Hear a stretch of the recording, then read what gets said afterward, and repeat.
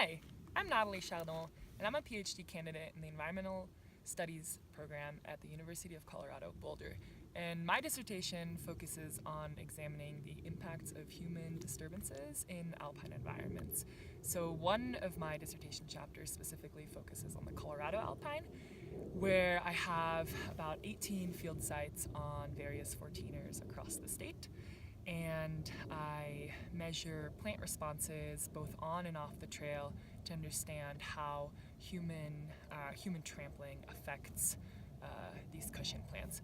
I specifically focus on the cushion plant Moss campion, which is Silene caulis. It's a very long-lived cushion plant. It's pink flowering and has a taproot that lets it withstand these pretty hardy conditions out here.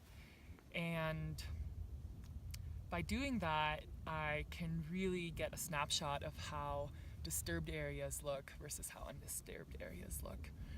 And as part of that, I've deployed temperature loggers across an elevational gradient on all these peaks to get a sense of if elevational patterns match the temperature patterns that we see.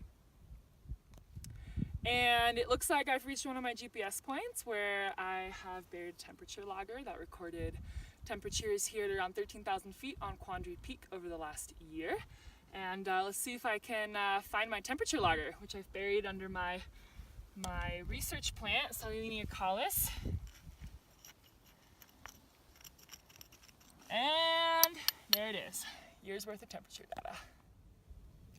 The idea for this chapter stemmed from a pretty foundational research interest of mine, which is how and why species geographic distributions are the way that they are. So if you think about a species occupying a certain amount of space, say on a mountain or across a latitudinal gradient, the extent of space that it occupies is determined by a variety of factors. It can be pure climatic factors, say it's too cold on one end, too hot on another end, but it can also be factors that are driven by biotic interactions, such as if there's high competition on one end of the range and lower competition on another part of the range. And with climate change, we've seen shifts in species geographic distributions happening both upwards, as in northwards in latitudes, and also up elevational gradients, such as just species moving up a mountain slope. And pretty fundamental to that idea is that species are driven by temperature alone for the most part. And here in Colorado, in the Alpine, we actually get a huge impact factor by humans, given that popular 14ers get up to 300 visitors a day on a summer weekend. And I was really curious how the impact of human disturbance played together with these climatic conditions.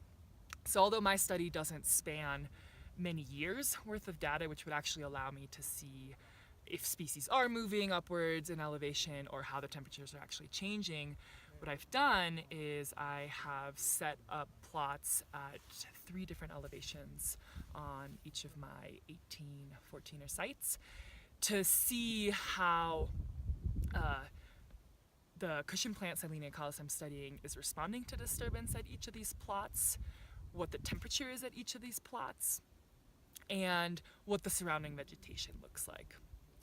And so, in summary, this basically lets me see if the vegetation is really getting altered by trampling disturbance at lower elevations, but maybe not so much at higher elevations. And I'm seeing an according response in the cushion plants, then I might be able to conclude that trampling is really affecting the biotic interactions at the lower elevational range limit of Silene caulis, versus at upper elevational range limits, where there isn't really that much vegetation, you would expect competition to be quite low, and the species range to be more driven by abiotic factors, so things like temperature. And so up here, I think that trampling would actually have a pretty negative effect, because it's you get trampling, you get pretty harsh climate, and in total that just gives you this pretty net negative effect on the cushion plant Silene caulis. And the reason I'm deploying these little temperature loggers, which I store in these silicate cases so they stay nice and dry for the year, is to actually confirm this assumption that at lower elevations we have warmer temperatures and at higher elevations we have colder temperatures. Considering that most of our climate data is gathered at climate stations that are potentially very far away, they're higher up off the ground. This actually lets me see what the microhabitat temperature is at these various sites.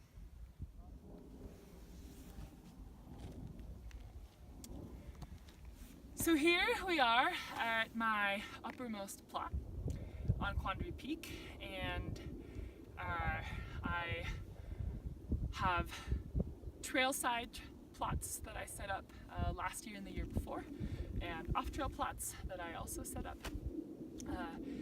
to again get the snapshot of what do disturbed Silene calis populations look like compared to undisturbed Silene calis populations. And I have this sort of pair of plots at 3 different elevations on each of my mountain sites. And to give you an example of how negatively affected cushion plants can be affected at these high elevations is this guy right here, which you can see has been completely trampled over by hikers not staying on the main path. You can see dead rosettes here, which are the way that cushion plants increase their diameter, and that's how we actually measure growth. We can see here that there's absolutely no reproductive structures on this plant, and they've probably also been trampled away.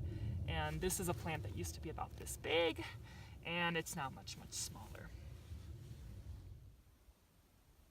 Here we are at my lower elevation plot here on Quandary Peak, and this was my trail side plot that I sampled, and my off-trail plot was at least 10 meters away from the trail.